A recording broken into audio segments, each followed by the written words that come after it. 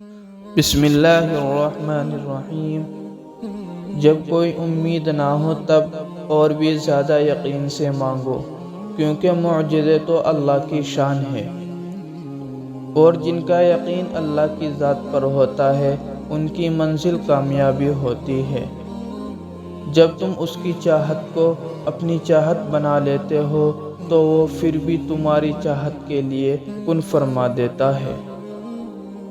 اللہ راضی ہو جائے تو مقدر بدلتے دیر نہیں ہوتی ہے۔